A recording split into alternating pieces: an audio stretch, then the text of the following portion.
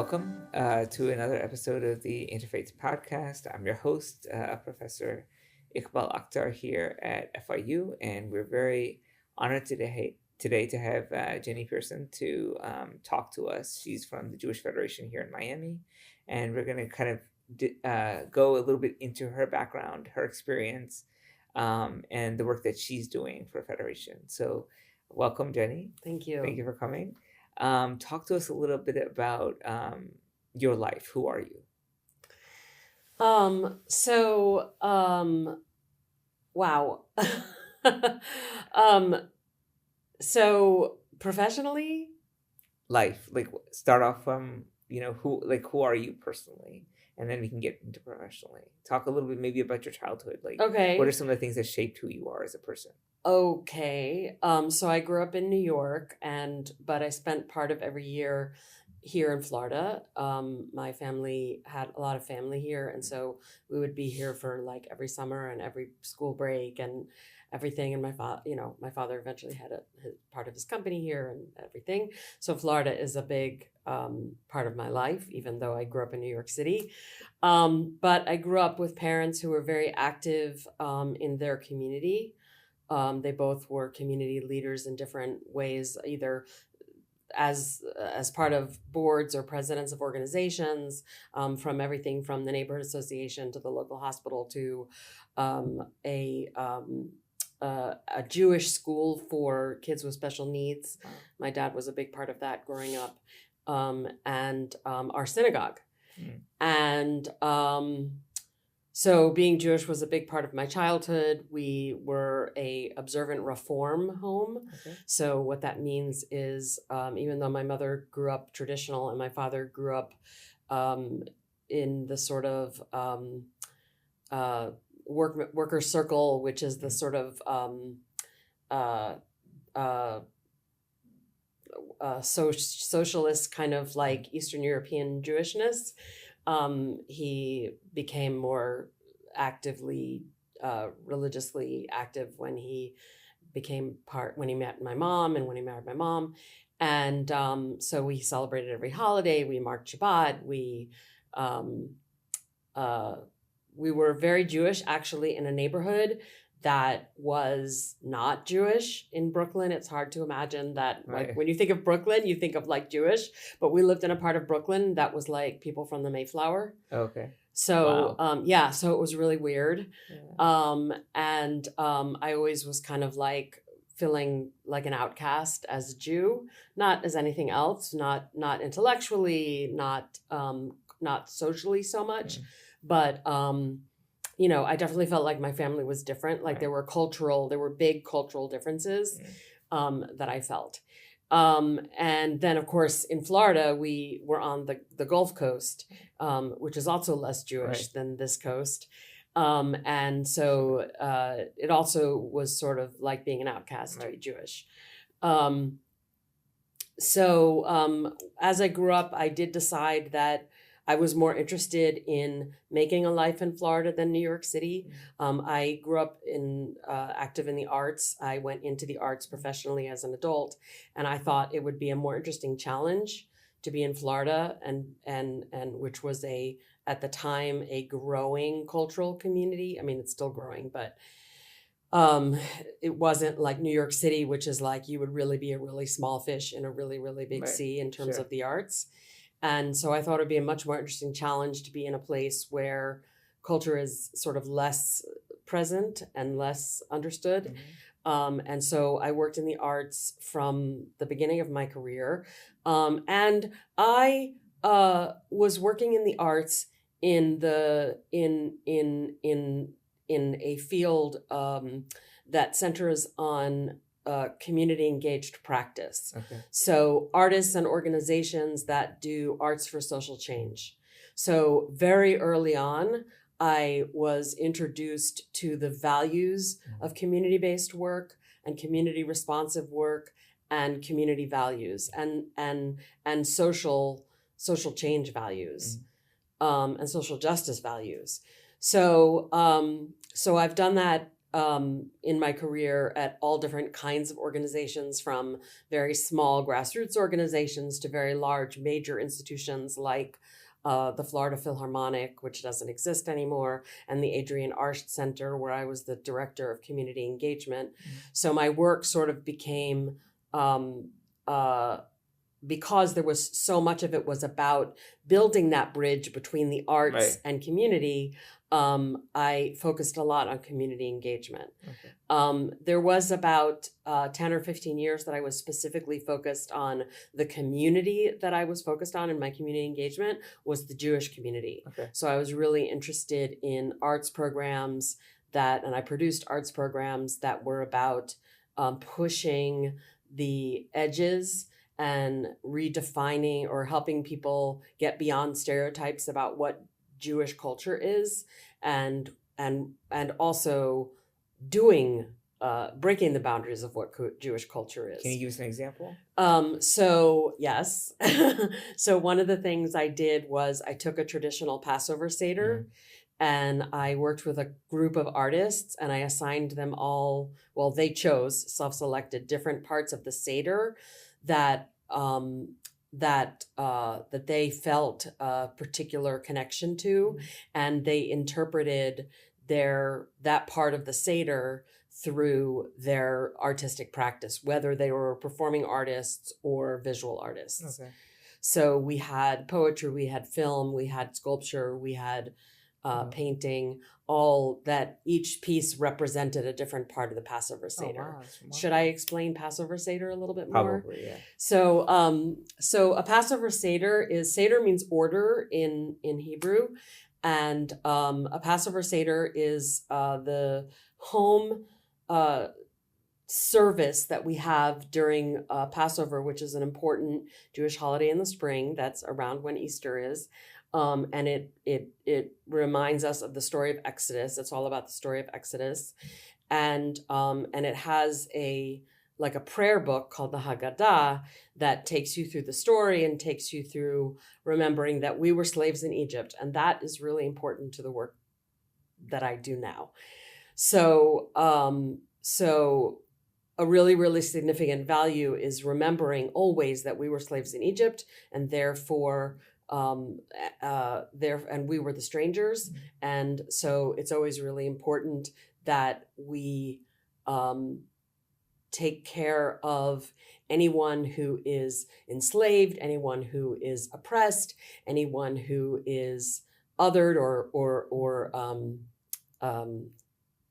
marginalized. That's a really, really important Jewish value. And as is welcoming the stranger.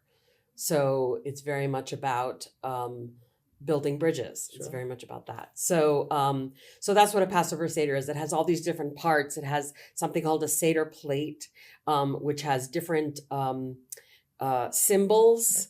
So one symbol reflects our tears. One symbol reflects the mortar that we used between bricks when we were slaves and we had to build buildings for the Pharaoh.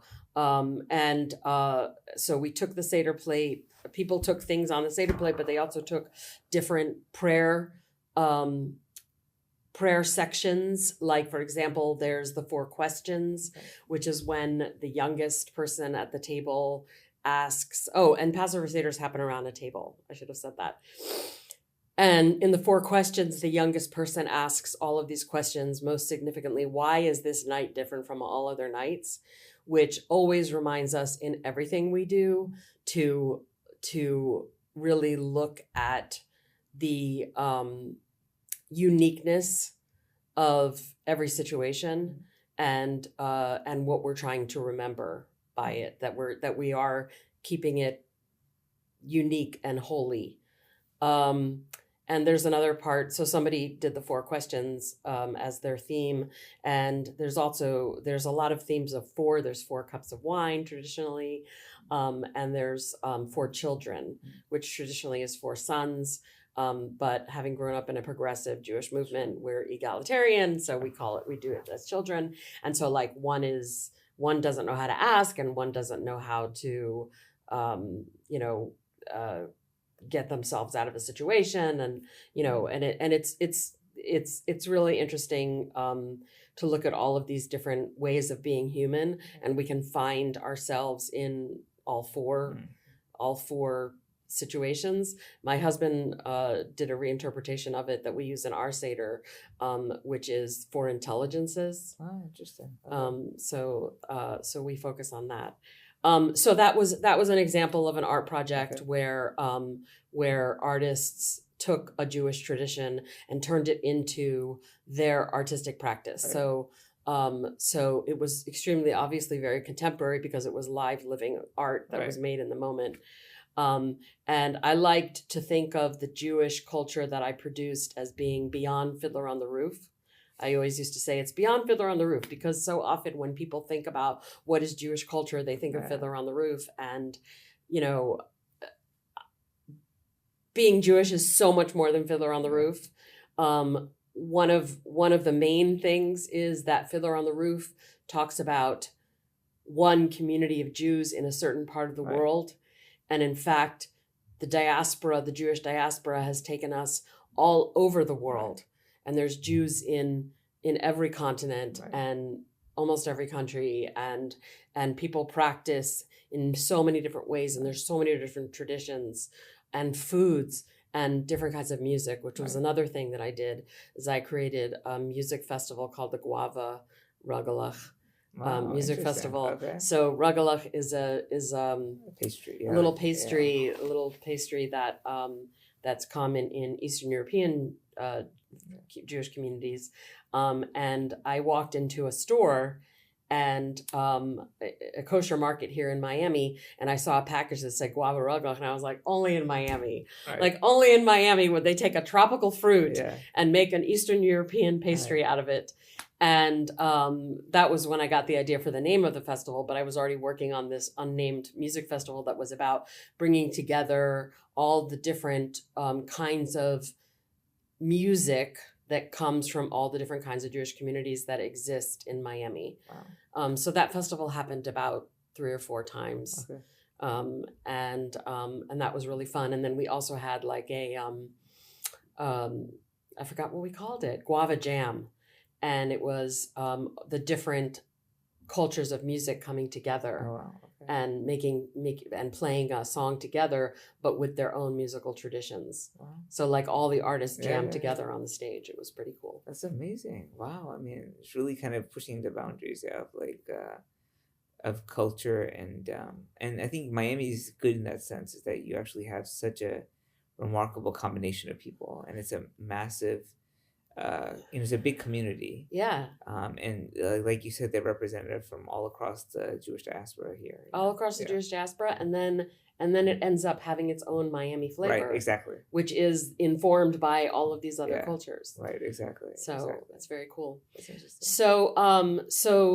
So that gives you an idea that that I was interested in examining the Jewish community. And over the years, showing the world that the Jewish community is diverse and can be so many other things, and forming partnerships with other communities, which is what I've done in the arts through different situations where either the work, that was when I was doing specifically Jewish work, but I also spent 2 years actually examining Muslim culture and celebrating Muslim culture through the arts at an arts organization I was with. And so I learned a lot about Muslim culture during that time. One of the things I learned was I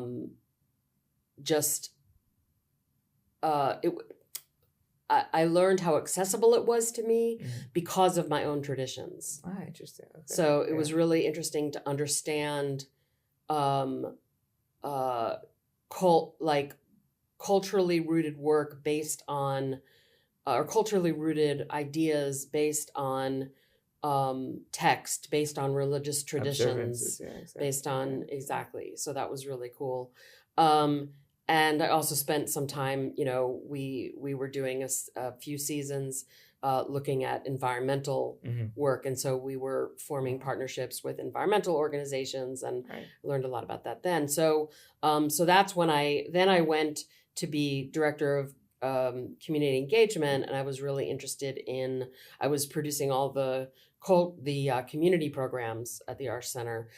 So the free programs, the Free Gospel Sundays, Family Fest, which was a program for young families, and forming relationships with all these different kinds of community groups. And then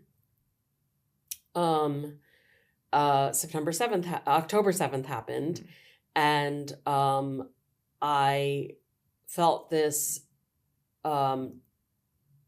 this instinct to work Jewishly again. Okay.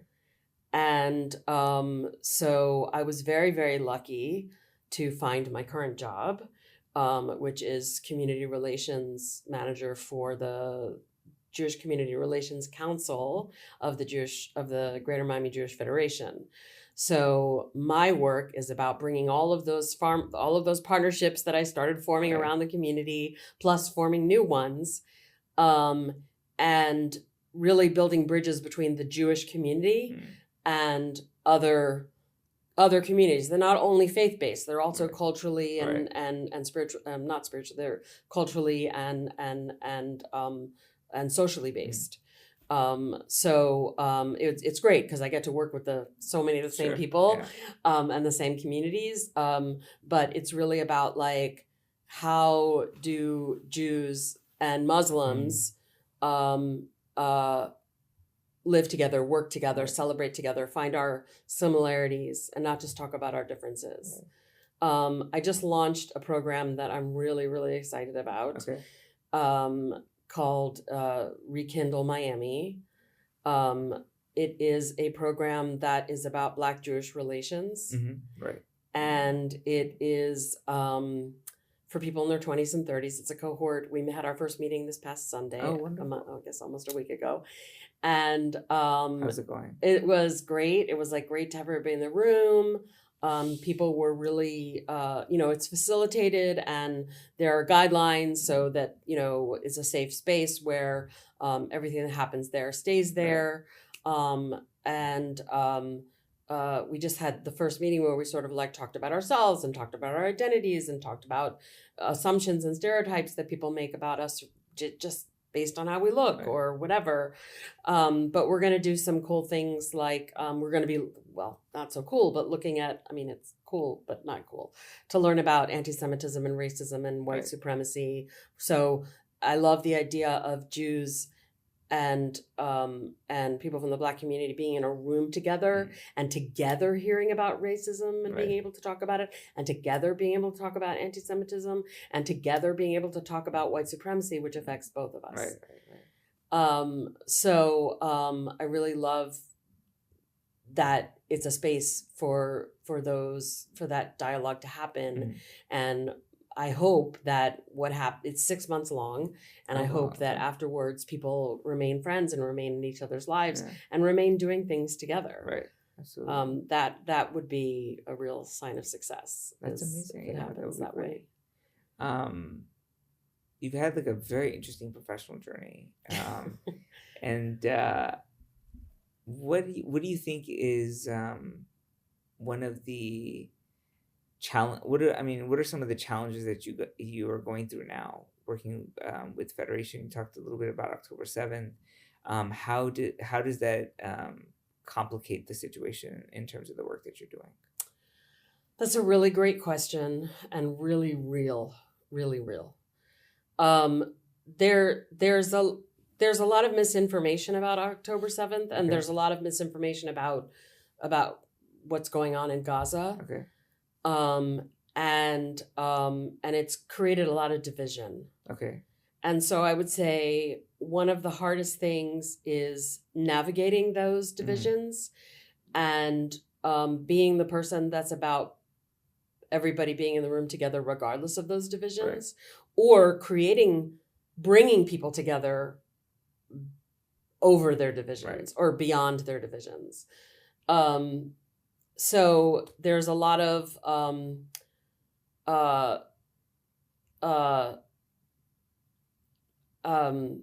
like yesterday I was talking to somebody about something with Gaza, and like it became really clear that we had different information. I was going to say different stances, but the stances are formed by the information we have. Sure. And so instead of saying, okay, I can't talk to this person, we obviously feel really differently about Right. this. I said, we were at a party, so it wasn't the best place to talk. Right. And I said, we're going to have coffee and we're going to talk about this. Okay. And I'm going to tell you everything I know, and you're going to tell me everything you know. And we're going to find how we can work together and move forward together. Okay. Because Wow. I think that's a goal. And it's not just outside of the Jewish community. That happened to be somebody outside of the Jewish community. That was somebody in the Black community. So even in the Jewish community, there are people that lean left and there are people Right. that lean right. Right. And, you know, it's really important to say, okay, but here's the things that we can agree on. Right. And here are the things that affect both of us, and how are we being the best people we can be, celebrating our culture the best we can. I think that we all want that. Right.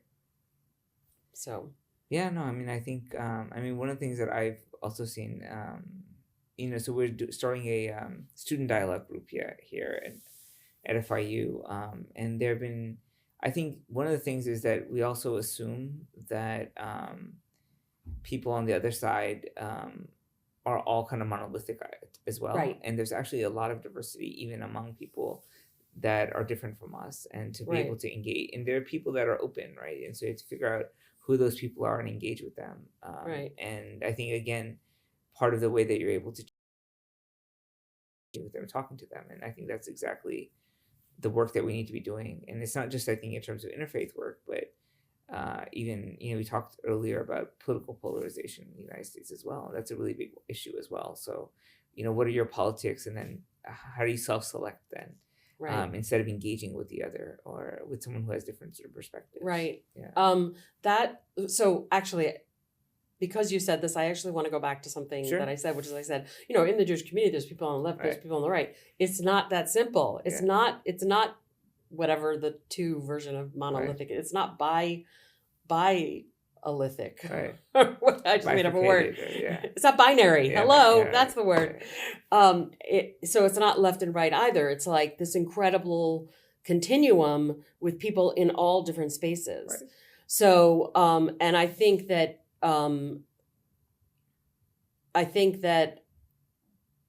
I hope and I wish that we all remember that it's a continuum and it's not black and white. It's not a binary, Right. and still can come together and move forward with that. And a lot of my work is with people who, in some ways, on the binary, you'd think, oh, that's totally not, that's totally not something that a Jewish person could relate to, or a progressive person. And I have become really good friends with some very conservative people. And it's outside of the Jewish community. And I think that what makes it work is that we have some values that we share, and that's what we can focus on. Right. And I think it's okay. It's okay to share some values and to not be like, I don't agree with this person, and therefore I'm not going Right. to engage with them in my life. Exactly. Right? I think it's the total opposite. I think it's like what you said. It's engaging, it's coming together, Right. finding your shared values, Yeah. Celebrating your shared values, because then you've completely humanized the quote unquote other side. Exactly. Yeah. And it's sort of, when you've humanized it, it's less scary. It's Yeah. like less giant, and maybe from there we can really have conversations that affect change. Right. Yeah, no, I mean, I agree. And I think one of the other things that's really powerful, not just values, but also sharing your life experiences, Hmm. having children or, witnessing your family member die. Or they're very, very profound things that happen in our lives Yeah. as humans that can be shared across. And that, it doesn't, you don't need ideology to be able to communicate empathy and sort of love and sadness and those sorts of things. And I think tapping into the emotional connection that we have with each other. So going beyond just the intellectual and like what I believe, but really what I Right. feel, I think is a very powerful way Right. of being able to do that. Right. And I think being able to be there for each other through all of those profound Absolutely. life events. Yeah. Yeah, no, absolutely. You're able to really then those are the friendships that, endure for life then. Yeah. If you're with someone when they're at their worst moment, they'll be with you forever. So it's very Yeah. powerful. So we have a lot of students here at FIU, and they are not sure what they want to do with their life. So, what is some wisdom that you can give them based on your life experience, diverse set of life experiences, the communities that you engage with, the work that you do as an artist and sort of as a creative? What would you tell students who are kind of like figuring out what they want to do with their lives? Wow, that's a huge moment in somebody's life. I would say the most important thing is to love what you do or do what you love. So if there's something that you love doing, figure out how to do that professionally. If it feels like, oh, but that's so easy, I shouldn't be doing that professionally, I need to do something that challenges me or is hard. The truth is that thing that comes easy to you is probably not easy to somebody else. And the fact that it's easy to you is a message that that's what you should be doing. That's excellent advice. Yeah. No, that's absolutely correct. Yeah. One of the owners of Ben and Jerry's has a quote that's something like, if it's not fun, why do it? Mm. And I always think about that. I mean, you seem to very much enjoy the work that you do. I do very much enjoy the work that I do, Yeah. and it gives me energy, which is a really important thing too. It's like you have to be passionate about your work because you need it to fuel you. Yeah. You need to like go to bed every night thinking, I can't wait to get back to work tomorrow and dive into this, or make that call even. Right. Like, oh, I can't wait to talk to that person, Right. or I can't wait to solve this problem, or Yeah. I think it's really true. So you talk to a community. What advice would you have, or what is your vision for? I mean, you're kind of the director of community engagement for the Federation. I mean, what would you like to see in terms of community engagement in Miami? Where are we lacking, and what would you like to see more of? I would like to see more sort of crossing of the aisle. Okay. More risk taking in engaging somebody that you think you don't agree with, or you think you are at odds with. I would like to see more. Miami is an incredibly diverse community. Right. And I actually think that's really beautiful that that there are differences in communities that have their own cultures, their own communities, their own neighborhoods, and I think that's great. But I also think that we need to take each other along through it. And I also think that all of our problems will be solved if. Oh, sorry, that's my phone. What I think you said earlier, or what we were talking about earlier, which is that when you come together and you find out the things you have in common, you can move forward to accept the things you don't have in common and understand what it's about. Right. When you have a place for friendship, you can talk about the hard stuff. Absolutely. All right, wonderful. Any last message you would like to Nope. So thank you so much, Jenni, for your time. We're really sort of honored to have you and to Thank you. have your story and your work put out there as an inspiration for our students. So thank you. Great. And I love students. That's good. I'll have you maybe give a class lecture one day. I would too. love to give a class Okay. lecture. When I worked at MDC, Yeah. I did it all the time. Okay, awesome. So- That's great. Well, thank you for coming out here. Really appreciate it. Thank you. I hope you enjoyed it. I did. That's good. Thank you. Of course.